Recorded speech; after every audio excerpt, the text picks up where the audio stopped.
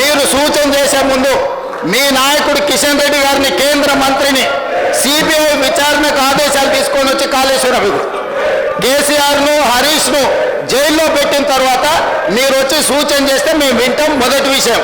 రెండవ విషయం అధ్యక్ష, నిన్న చర్చ జరిగింది. చర్చ విషయంలో పూర్తి స్థాయిలో అందరికీ అవకాశం ఇచ్చినాం.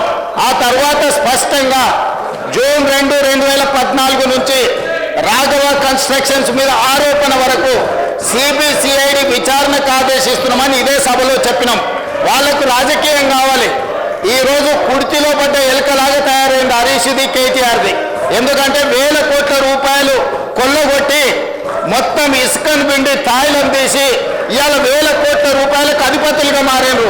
సిబిసిఐడి విచారణతోటి ఆదేశాలు ఇచ్చిన వెంబడే కేటీఆర్ హరీష్ను బండబూతులు తిట్టండి. బయటకు పోయినాక నీ పుణ్యమాన్ని వచ్చి నా మెక్కి విచారణ వచ్చింది, ఇప్పుడు నా మెడకు ఊరేటట్టున్నదని అక్కడ సంతోషరావు ఫోన్లు చేసి నీకేమన్నా తల్లుందా, నువ్వు పంచమల్ల బ్లాక్మెయిల్ శ్రీనివాసరెడ్డిని చేయనికపోయి వాళ్ళ తమ్ముడు మహేష్ రావు గారు బాలానగర్లో భూమి రాయించుకున్నాడు. కంపెనీ నుంచి 100 ఎకరాల భూమి అక్రమంగా ధరణిని అడ్డం పెట్టి భూ బదలాయింపుకు పాల్పడ్డాడు. దాని మీద కలెక్టర్ రిపోర్టు శ్రీనివాసరెడ్డి అడిగితే శ్రీనివాసరెడ్డి గారికి విజ్ఞప్తి చేసిండు. మా తమ్ముడు స్వయంగా ఉన్నాడు, మా మామ హనుమంతరావు ఉన్నాడు ఇందులో, దాంట్లో సహకరించమని. శ్రీనివాసరెడ్డి గారు అది కుదరదు, ముఖ్యమంత్రి గారు చెప్పిండ్రు, దీని మీద నివేదిక వేస్తున్నామని చెప్తే అప్పటి నుంచి శ్రీనివాసరెడ్డి గారిని టార్గెట్ పెట్టి ఈరోజు శంకర్ని అదేవిధంగా వెంకటరమణారెడ్డిని అడుగుతున్నా.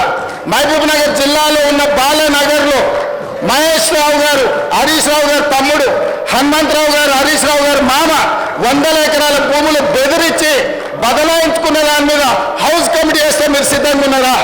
హరీష్ రావు గారిని చెప్పమని ఈరోజు భూ బదలాయింపు మీద వాళ్ళ తమ్ముడు వాళ్ళ మామ పేరు మీద, సుమన్ రావు వాళ్ళ బామార్తి పేరు మీద బదిలీ చేసుకున్న భూమి గురించి హౌస్ కమిటీ వేయడానికి నేను సిద్ధంగా ఉన్నా.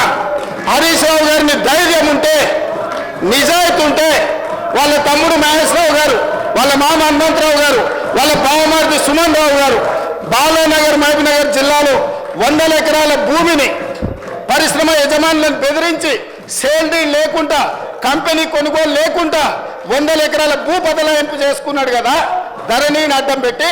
దాని మీద నేను హౌస్ కమిటీ వేయడానికి సిద్ధంగా ఉన్నా. హరీష్ రావు గారిని, కేటీఆర్ను, వెంకటరమణారెడ్డి గారిని ఈ ముగ్గురిని హౌస్ కమిటీకి ఒప్పుకోమని తక్షణమే ఆ భూమి మీద వేస్తా.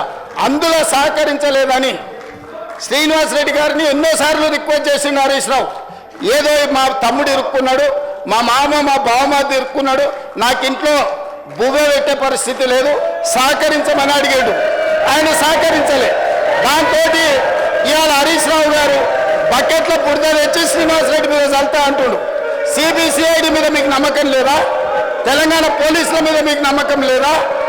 మాట సిబిఐ విచారణకు అడిగిన వెంకటరమణారెడ్డి గారికి, కిషన్ రెడ్డి గారిని అడిగే ధైర్యం లేదా?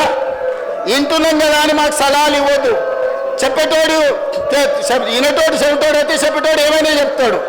అట్లనే ఉంది వీళ్ళ మాటలు. కాబట్టి స్పష్టంగా అధ్యక్ష, తమరు అనుమతి ఇచ్చినా లేదా హరీష్ రావు గారు ఒప్పుకున్నా నేను నిర్దిష్టమైన ఆరోపణ చేస్తున్నా.